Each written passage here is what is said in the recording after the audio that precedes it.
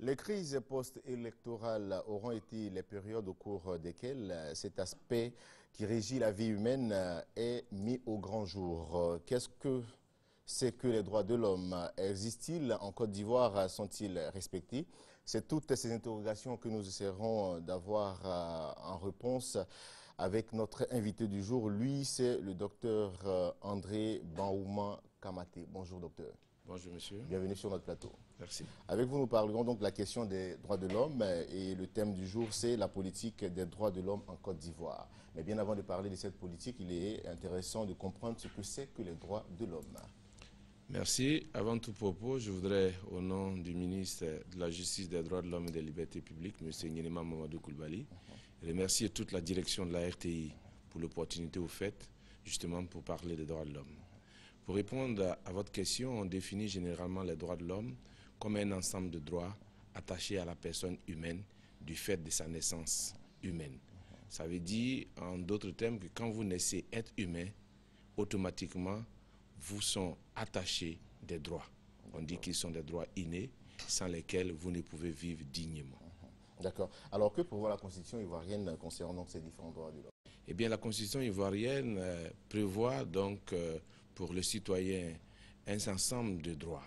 Dans notre Constitution, il est prévu 22 articles relatifs aux droits de l'homme qui embrassent à la fois les droits civils et politiques, les droits socio-économiques et culturels et ce qu'on appelle les droits de la troisième génération, c'est-à-dire les droits au développement, le droit à la paix, qu'on appelle généralement les droits de solidarité. Et quand vous prenez tous ces droits-là, on peut les résumer en tant que véhiculant des valeurs de dignité, d'égalité et de justice.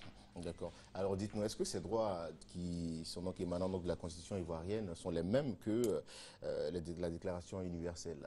Bien entendu, quand vous prenez notre Constitution, la Constitution s'appuie sur la Déclaration universelle des droits de l'homme et elle s'appuie également sur la Charte africaine des droits de l'homme et des peuples.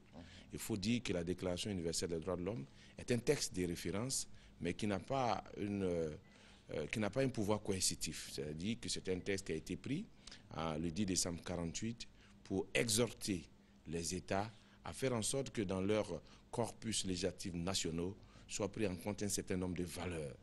Et la Déclaration universelle des droits de l'homme a 30 articles. Sur les 30 articles, vous retrouvez 22 que nous avons dans notre Constitution et vous trouvez 6 autres articles relatifs aux devoirs du citoyen. Donc, comparativement, le corpus ivoirien en matière de droits de l'homme, il y a au total 28 articles, 22 relatifs aux droits, 6 relatifs aux devoirs, et la Déclaration universelle des droits de l'homme, vous avez 30. Vous voyez que 28 sur 30, il n'y a pas... C'est pratiquement l'entièreté, hein? Oui, pour ne pas parler des gémellités, mais c'est tout comme. Voilà. D'accord. Alors, quel est aujourd'hui le point au niveau des droits de l'homme en Côte d'Ivoire? Si vous avez suivi, il y a quelques semaines, le ministre était l'invité donc au fauteuil blanc d'un organe de presse et il a vraiment fait l'état des lieux en matière de droits de l'homme. Ce que nous retenons des propos tenus par le ministre et dont je me fais ici le relais, c'est que la situation des droits de l'homme en Côte d'Ivoire s'est nettement améliorée. Si vous êtes un observateur averti de la scène sociopolitique ivoirienne, il y a quelques années en arrière, les violations graves et massives ont été commises, ont été constatées. D'accord. Avant de parler véritablement de ces violations des droits de l'homme, il serait quand même intéressant de rappeler les articles fondamentaux des droits de l'homme. Eh bien, je m'en vais prendre d'abord l'article 2, oui, qui est relatif donc à la personne humaine. L'article 2 dit « La personne humaine est sacrée. Tous les êtres humains naissent libres et égaux devant la loi.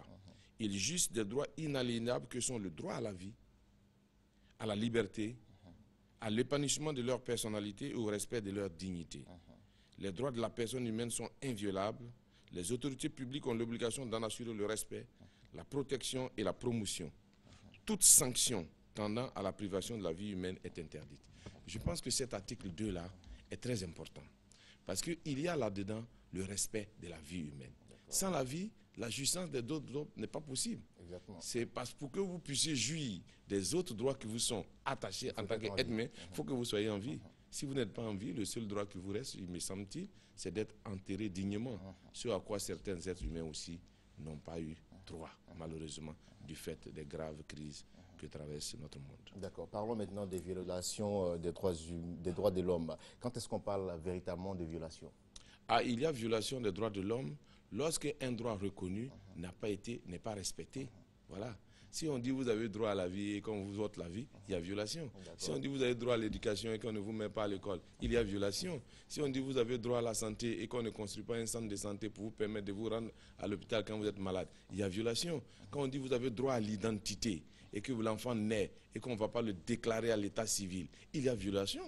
Donc il y a violation lorsque un droit reconnu n'est pas respecté dans sa mise en œuvre.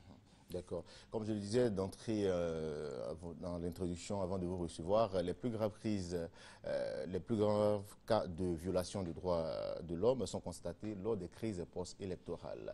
Alors, comment intervient donc l'État dans ces cas de figure? L'État fait ce qu'on dit l'activité de prévention. Le rôle de l'État, et l'article 2 le dit, les pouvoirs publics ont l'obligation de faire la promotion. Vous savez, en matière de droits de l'homme, l'État est le premier responsable en matière de protection.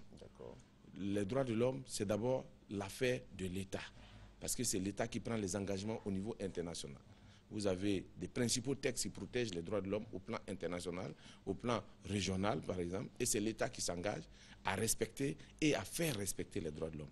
Et l'État de Côte d'Ivoire, conscient de ce que les populations ont subi de graves et massives violations des droits de l'homme liées généralement au conflit. C'est vrai, vous parlez des crises post-électorales, mais bien avant les crises post-électorales, il y a aussi des situations de violation des droits de l'homme. On pourrait revenir là-dessus. Mais les plus graves, on les constate lorsque les populations sont bipolarisées, lorsque les populations sont mises en conflit du fait donc de l'appartenance à un camp politique par rapport à un autre camp. Effectivement, il y a des graves violations. Et l'État de Côte d'Ivoire, avec le leadership conduit par le président, son Excellence Alassane Ouattara, a décidé dès son installation en 2011, de créer un ministère spécifiquement dédié aux droits de l'homme. Ce ministère a été confié à M. Gnenema Mamadou Koulibaly et depuis 2011, le gouvernement ivoirien s'engage à faire de la sensibilisation tout azimut, c'est-à-dire que toutes les couches socio-professionnelles ivoiriennes, tous ceux qui habitent en Côte d'Ivoire sont visités en termes donc de campagnes de proximité, en termes de campagne médiatique également, parce que ce que nous sommes en train de faire grâce à vous, grâce à la RTI, c'est une action également de sensibilisation et de promotion. Grâce également aux actions de formation, parce que la formation, elle aussi, assoit chez l'individu des dispositions en sorte que les droits de l'homme puissent être chez elle un réflexe. Le respect des droits de l'homme soit un réflexe. Donc il y a un ensemble d'actions menées par le gouvernement parce que, vous le savez, le président de la République dit nous devons être un État émergent à l'horizon 2020. Un État émergent, c'est un État de droit. Un État de droit, c'est un État dans lequel les droits de l'homme sont respectés. Et surtout un État qui ne fait pas sans droit. Tout à fait. D'accord. Avant de venir aux différentes actions menées donc par le ministère de la Justice concernant le cas des droits de l'homme, il serait intéressant de rappeler certains exemples de cas de violation des droits de l'homme. Quand est-ce qu'on parle de violation? Est-ce que c'est lorsque quelqu'un porte main à une personne ou quand est-ce qu'on arrache peut-être le bien d'autrui? Véritablement un exemple pour pouvoir étayer vos propos. Bon, parce que tout n'est pas violation des droits de l'homme. Il faut faire la distinction entre, pour qu'il y ait violation des droits de l'homme, on regarde d'abord l'auteur, celui qui commet l'acte. Généralement, on parle de violation des droits de l'homme quand l'auteur est un agent de l'État ou quand il agit pour le compte de l'État. D'accord, on va revenir là-dessus. Oui. Quand l'auteur est agent de l'État. Ou agit pour le compte de l'État. Ou bien quand dans une zone, l'autorité de l'État, qui est une autorité de droit, ne peut plus s'exercer et qu'il y a quelqu'un qui exerce cette autorité de fait. Lui aussi, il peut être poursuivi pour violation des droits. Avant de poursuivre, nous allons faire une petite pause avec la publicité.